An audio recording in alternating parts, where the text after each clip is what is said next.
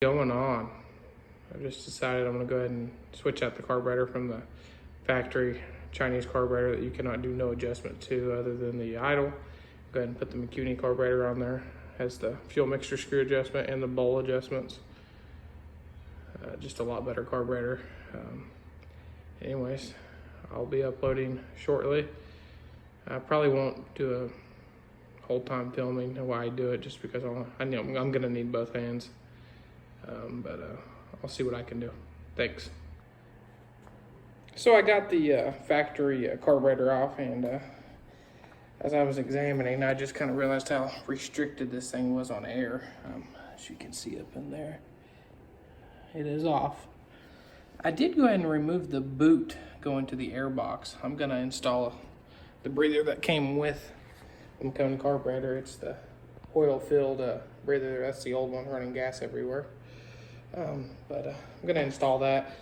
I don't know if you guys have noticed, but look how restricted the rubber boot is to the factory carburetor. I mean, it is just, you can't even stick a finger in there. In order to take this off, you gotta do a little bit more work, but I think it's gonna help it run a little better. I don't know, could be a waste of time. I don't know. I am going to leave the crankcase vent hooked up. I'm going to make a cover that goes here, which will block that back off, so it'll still breathe the same for that crankcase through the factory intake there. But yeah, it wasn't too bad. If you're gonna take this off, it's got 4 Phillips screws. You're gonna have to pull this hose off. There's one hole there, one straight across, one there.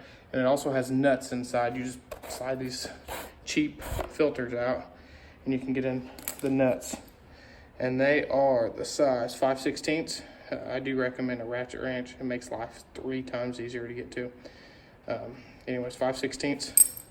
That'll get those nuts out, Phillips head or flat. It's universal. They should slide back in there. They do go in one way, so I would say whatever the easiest way for it to fit. They just pop right back in and be done with it. But it's kind of a cheap air cleaning system. I mean, it's just kind of, the filters, whew, they're bad. But there's my tag light I installed to my tag when I relocated it. I just ran it, drilled through the little plastic fairing. There's nothing back there. You just pop off the fairing that the get to the air box, and it's right there, 1 bolt. It'll come right off. And what's holding that on is a 10mm. It's right there, and it's right there with the only bolt, and then it slides in these little grooves there. Took about 2 minutes to get it off. Pretty simple, but I'll give you an update shortly. New carburetor, you're gonna have to take the factory needle out, and it's fairly simple. There's a spring in there. When you unscrew it, you just compress it. There's 2 grooves. There's one there that adjusts your idle. You turn it, and that will allow that throttle cable to come out, and you just compress it. I'll try to do it with one hand. You compress it down, and it should come out the bottom, right down there. It's pretty simple. You got 2 hands. One hand's a little more difficult, but anyways, yeah, you just compress it down, and there, you've seen it. It started to come down. Right there, see it hanging. Once you hang it down, you can literally zoom in here. See it hanging right there. You just flick it up, and it slides up the groove, and it'll come out. I'll try to do it. Sorry for the video.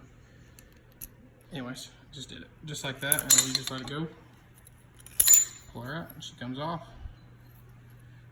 Take the old one, throw it down there. Take the old cap, throw it down there. I have noticed some people saying that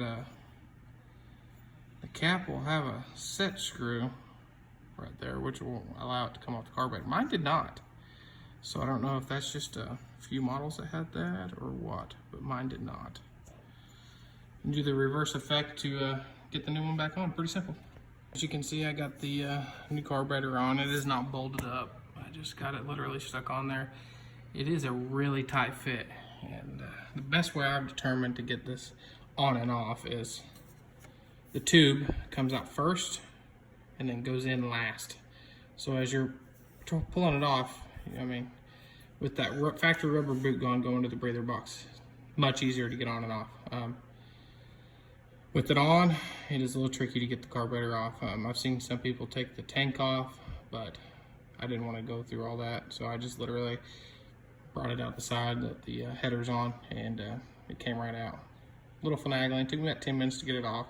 It went on in about 2 minutes. Of course, a lot more room now that I have the factory little breather hose off there, but anyways, I got it on, put the bolts on, put the breather on.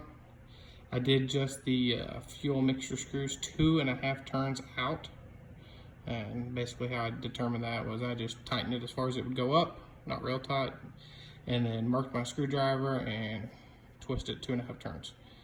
But I don't know if that's going to be good. I may have to take it back off and readjust it. I'm not sure yet, but I will let you know as soon as I know. Thank you. Okay, so I got the new carburetor in there, and I did put the new air filter on there. Holy moly, it woke this bike up. It'll literally raise the front tire off just taking off. It is kind of squished in there between the shock, so I'm gonna try to figure that out, but as of now it works. I think it'll be fine, but that's it. Kind of got it all bolted back together, but I still gotta make that piece to cover that hole up. But wow, talking about waking the bike up. Peace out. Wow, that's all I can say is wow. I didn't expect it to wake it up that much, but it woke it up quite a bit. I took off from the driveway and it wanted to lift the front tire off the ground.